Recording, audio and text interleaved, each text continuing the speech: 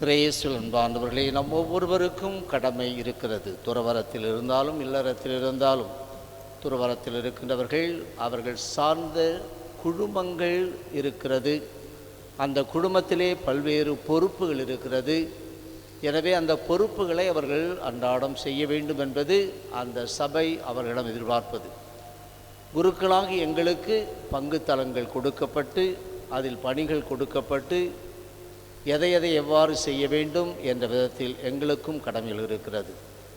அதே போன்று குடும்பத்தில் இருக்கின்றவர்களுக்கும் நல்ல குடும்ப தலைவனாக இருந்து குடும்பத்தை பராமரிப்பது, குடும்ப தலைவியாக இருந்து குடும்பத்தை பராமரிப்பது, பிள்ளைகள் பெற்றோருக்கு கட்டுப்பட்டு அவர்கள் விரும்புவதை செய்வது. எனவே இது ஒவ்வொருவருக்கும் கொடுக்கப்பட்ட கடமை. இதைத்தான் பாரம்பரியமாக சொல்வது அந்தஸ்தின் கடமை. ஒவ்வொருடைய அந்தஸ்தின் கடமை. எந்த அந்தஸ்தில் பொறுப்பில் இருக்கின்றோமோ அந்த கடமை அதை நாம் சரியாக செய்து கொண்டிருக்க வேண்டும்.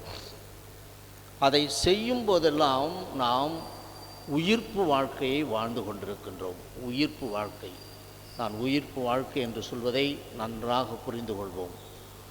ஆண்டவர் இயேசுவை கல்லறையில் அடக்கம் செய்தார்கள். அவன் ஏற்கனவே உயிரோடு இருக்கின்ற போது சொன்னான், நான் 3ஆம் நாளில் உயிர் தெழுவேன் என்று. எனவே காவல் காக்க வேண்டும். காவல் காத்தால்தான் அவனை யாரும் திருடி சென்று விடாதபடி, ஏதாவது ஒன்று தில்லுமுள்ளு நடந்து விடாமல் நாம் பார்த்து கொள்ளலாம் என்று அந்த கல்லறைக்கு பாறை வைத்து சீல் வைத்து காவல் இருந்தார்கள். ஆனால் நடந்தது என்ன? ஆண்டவர் இயேசு உயிர்த்தெழுந்தார். அந்த சீடர்களுக்கு ஒன்றும் தெரியவில்லை. அவர்கள் சென்று சொன்னபோது, நாங்கள் நன்றாக உறங்கிக் கொண்டிருந்த போது, காவலர்கள் உறங்கிக் கொண்டிருந்த போது அவரை யாரோ எடுத்து சென்று விட்டனர். அது ஒரு பக்கம் இருக்கட்டும். ஆனால் அந்த கல்லறைக்கு சீல் வைத்து காவல் இருந்தார்கள். ஆண்டவர் இயேசு உயிர்த்தார்.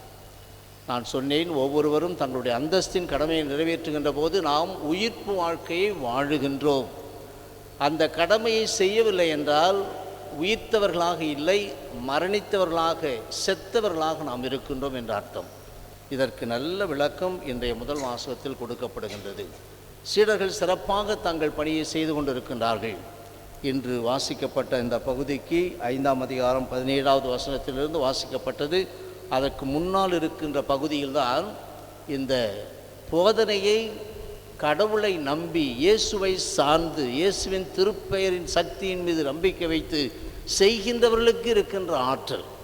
இப்போது அதுவெல்லாம் எங்களிடம் முழுமையாக இருக்கிறது என்று எங்களால் சொல்ல முடியாது. ஏனென்றால் இயேசுவின் ஆடையின் விளிம்பை தொட்டால் குணம் பெறுவேன் என்று அந்த பெண்மணி, இரத்தப்போக்கு பெண்மணி எண்ணினாள். இங்கே அவர்களுடைய ஆடையையோ அவர்களையோ தொடவில்லை.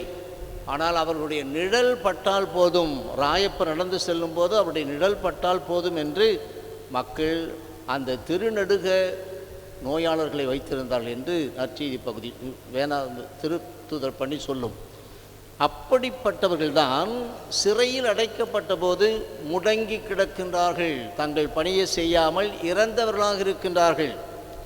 எனவே அந்த நேரத்தில் தான் கடவுள் தன்னுடைய தூதரை அனுப்பி, காவலர்கள் இருக்க, கதவுகள் பூட்டி இருக்க, அந்த சீடர்களை வெளியே அழைத்து சென்று போதிக்க வைக்கின்றார்கள். இதுதான் அந்தஸ்தின் கடமையை நாம் நிறைவேற்றும் போது உயிர்ப்பு வாழ்க்கை வாழ்கின்றோம். எந்த தடைகள் நமக்கு இருந்தாலும் அந்த தடைகளை எல்லாம் தகர்த்தெறிந்து அந்த பணியை செய்வதற்கு கடவுள் ஆற்றலை கொடுத்து விடுகின்றார். ஆனால் முடங்கி கிடந்தால் செத்தவர்களாக இருந்து விடுகின்றோம். செத்தவர்களாக இருக்க விட மாட்டார் கடவுள். நம் பணி அவருக்கு தேவை என்றால் நம்மை அவர் எல்லா சூழ்நிலையிலும் செய்ய வைப்பார். எனவே தான் அவர்களை சிறையிலிருந்து கொண்டு வந்து போதிக்க போதிக்கின்றார்கள். இதுதான் உயிர்ப்பின் வாழ்க்கை. எதுவும் நமது அந்தஸ்தின் கடமை முடங்கி போட்டுவிடக்கூடாது, முடக்கிவிடக்கூடாது. ஒரு தந்தை தனக்குரிய பொறுப்பை செய்து கொண்டே இருக்க வேண்டும், இறைவனை சார்ந்து. ஒரு தாய் அவ்வாறு. பிள்ளைகள், குருக்கள், துறவிகள் எல்லோருமே தங்களுடைய அந்த அழைப்பின் வாழ்க்கையை செய்து கொண்டே இருக்கின்ற போது அவர்கள் உயிர்த்தவர்களாக, உயிர் பெற்றவர்களாக, அந்த கடவுளுடைய உயிர்ப்பின் ஆற்றலை, உயிரின் ஆற்றலை பெற்றவர்களாக இருப்பார்கள். நற்செய்தி அதைத்தான் சொல்லுகிறது. என் மகனை நான் இந்த உலகில் அனுப்பியது தீர்ப்பளிக்க அல்ல, மாறாக அதை மீட்பதற்கு, செயல்புரிந்து அவர்களை வாழ வைப்பதற்கு. உலகிலும் வாழ வேண்டும், இறந்த பிறகு விண்ணகத்திலும் வாழ வேண்டும், என்னை முகமுகமாக காண வேண்டும். எனவே நாம் ஒவ்வொருவரும் உயிர்ப்பின் வாழ்க்கையை வாழ்ந்து கொண்டிருக்கின்றோமா? அல்லது கல்லறையில் அல்லது சிறையில் முடக்கப்பட்ட வாழ்க்கை வாழ்ந்து கொண்டிருக்கின்றோமா? சிந்திப்போம். ஆமென்.